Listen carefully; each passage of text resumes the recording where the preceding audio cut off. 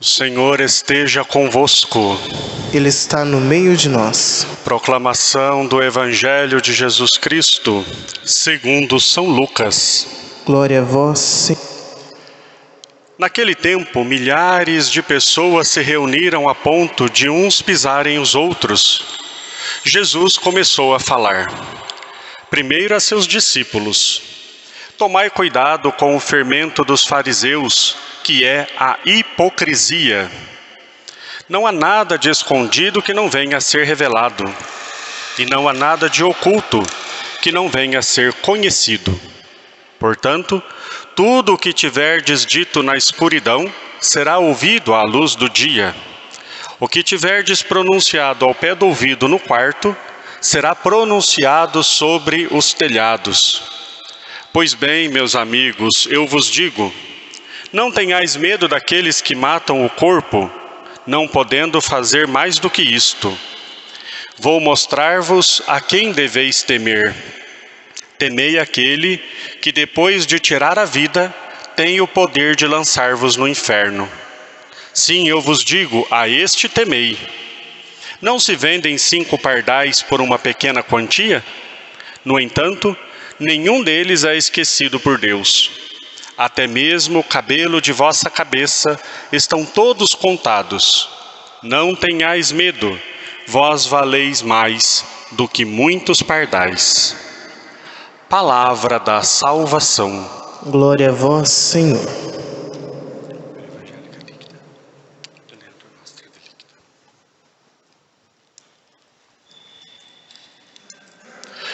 Ó Maria concebida sem pecado, Rogai por nós que recorremos a vós. em nome do Pai, do Filho e do Espírito Santo. Amém.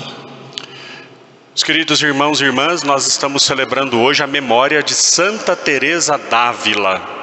Teresa d'Ávila foi uma grande santa, doutora da Igreja, mística, virgem e religiosa. Foi uma freira.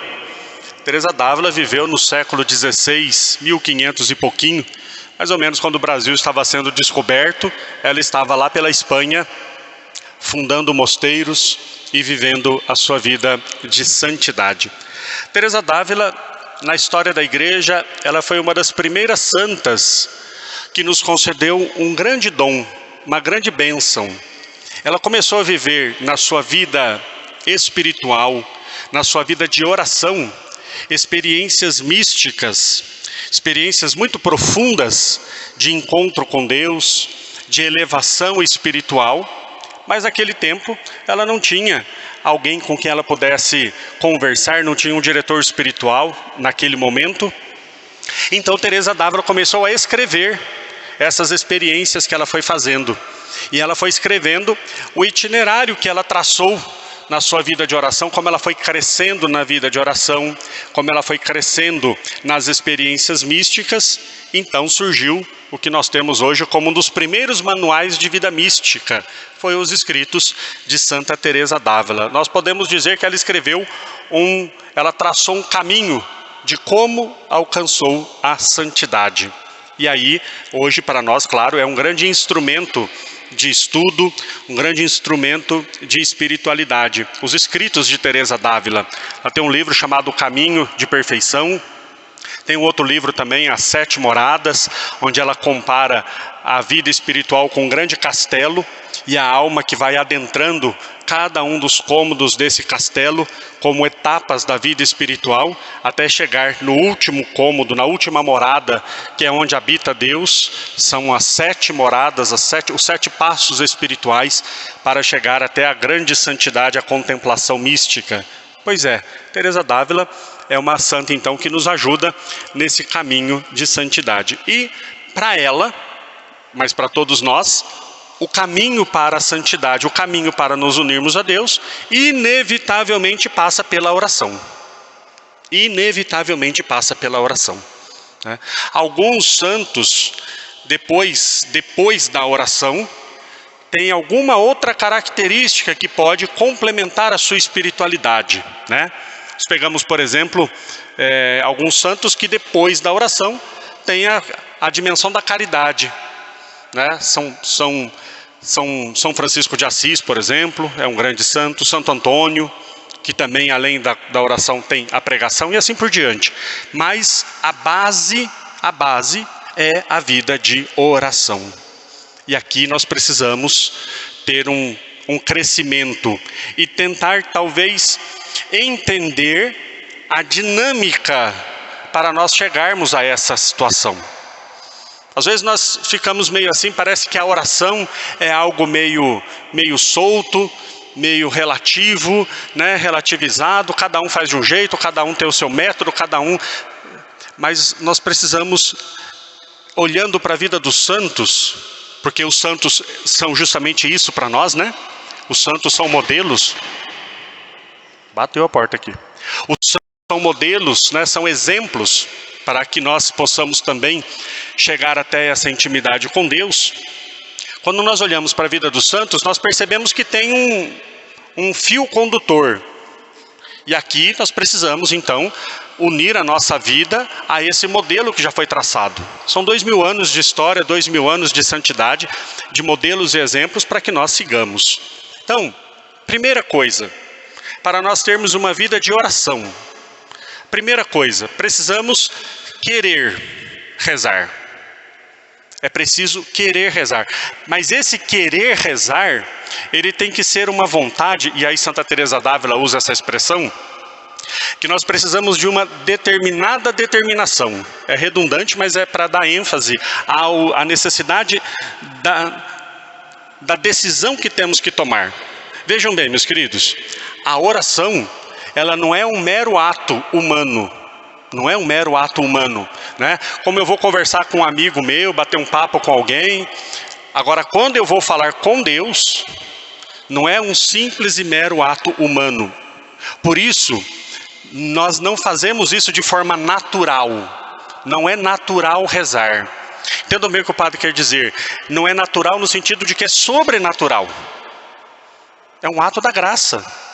Então, algumas pessoas dizem assim, eu quero e não consigo. Muitos já ouvi muitos dizerem isso nos acompanhamentos, nas confissões. Eu quero rezar, mas eu não consigo. Então veja que aqui precisa de um empenho, de um esforço. É mais ou menos como um carro. Um carro. Para o carro subir uma ladeira, tem que acelerar o carro. Tem que acelerar, tem que ter combustível, tem que ter motor, tem que ter todos os elementos para o carro subir a ladeira. Para ele descer, basta não ter freio. Basta não ter freio. Então, para os vícios, é carro ladeira abaixo. Para a oração, é carro ladeira acima. Preciso colocar esforço, preciso colocar empenho. Empenho. Vou contar para vocês uma coisa que me aconteceu ontem. Ontem, não precisa ir muito longe, ontem.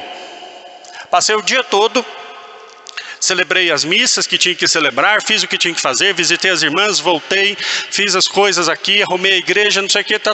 Quando foi à noite, faltava uma oração para eu fazer, que é a oração que nós chamamos, os padres chamamos a oração das completas. É a oração que nós rezamos antes de dormir. É um salmo, algumas orações e tal. Eu estava em casa, tomei banho, jantei, tranquilo, normal. Quando eu peguei na liturgia para rezar as completas, mas me deu um sono. Sabe aquele sono de abrir a boca de sono, assim, aquela coisa pesada? Eu falei, meu Deus, foi só começar a rezar, o sono veio. E quantas pessoas passam por essa experiência? Tem gente que pega no terço e já começa a cochilar. Ah, é porque dá sono. Não é uma coisa simples. A oração é um combate. Nós muitas vezes estamos dispostos a tudo. Começa a rezar, o cansaço bate, o sono vem, a distração e assim por diante. Então, eu preciso estar determinado, eu quero rezar. Eu quero rezar. Esse querer rezar vai me levar a uma disposição. A uma disposição. Então, se eu quero, eu vou decidir por isso, né? O que eu fiz quando eu comecei a ficar com sono? Eu fiquei em pé. Fiquei de pé. Ninguém dorme de pé. Então, pronto, né? Eu me ponho em prontidão, eu me ponho em posição, né? Eu chego na capela, começa a dar sono, eu fico em pé, eu fico de joelhos, né? Eu quero rezar, eu pego o meu terço, começou a dar sono, eu levanto, eu vou andar. Então, essa disposição. Primeiro, a oração, então, ela passa por uma decisão mental, intelectual. Eu quero. Que na verdade é mais ou menos a mesma decisão que nós tomamos em qualquer coisa da vida. Eu quero estudar, eu quero me alimentar melhor, eu quero fazer isso, eu quero fazer exercício físico, eu quero fazer aquilo. Então, é uma decisão mental, racional. A oração começa pela racionalidade. Pela racionalidade, eu quero. Mas ela tem que dar um passo a mais. E a grande maioria de nós fica só nessa parte. E aqui é um problema. Aqui é um problema. Não, eu rezo todo dia. Eu rezo o terço todo dia, eu rezo novena todo dia, eu rezo não sei o que todo dia, eu passo a mão na santa todo dia, eu passo a mão no sacrário todo dia. Tem gente que se não põe a mão parece que não vale a oração, né? Esses dias uma pessoa saiu bravíssima comigo lá da capela, porque eu pedi, falei, olha, por favor, não põe a mão no sacrário não, nós estamos em pandemia. Nossa, saiu bravo, como se não põe a mão no sacrário não vale a oração. Isso não muda a vida de ninguém, queridos. Tem que dar o segundo passo. A oração de racional, ela tem que passar para a minha emoção, para os meus afetos. Para os meus afetos. Tem que passar para aquilo que move a minha vida. Ninguém é movido por racionalidade. Nós somos movidos pelo nosso coração, por aquilo que toca a nossa alma. E aí sim a oração, tocando o mais íntimo de mim, vai mudar as minhas atitudes. Porque se eu rezo o meu terço todo dia mentalmente, quando eu sair daqui eu continuo fazendo as mesmas coisas erradas. Por quê? Porque aquele terço não diz nada para mim.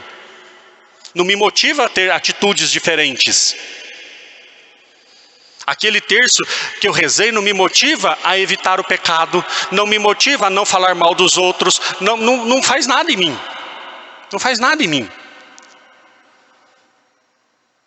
Vou dar um exemplo para vocês humano, para nós entendermos.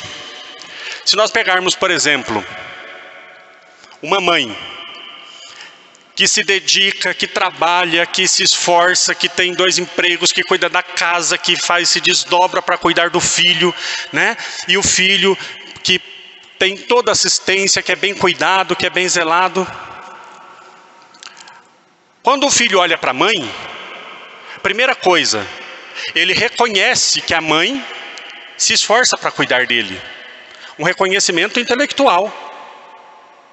Você pega uma criança, por exemplo, vê a mãe sair para trabalhar todos os dias, que a mãe chega cansada em casa, ele tem um conhecimento intelectual, ele sabe que a mãe trabalha para cuidar dele.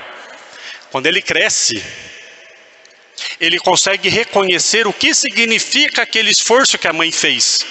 E quantas vezes nós, quando chegamos na vida de adulto, nós falamos, poxa vida, como a minha mãe se esforçou para cuidar de mim. E isso gera em nós o quê?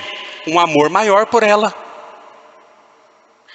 Esse amor maior que eu tenho por ela, que não é só intelectual, mas caiu no meu afetivo, me faz ter atitudes concretas de zelo e de amor pela minha mãe. Poxa vida, agora eu vou cuidar da minha mãe, agora eu vou proporcionar para ela o que ela precisa.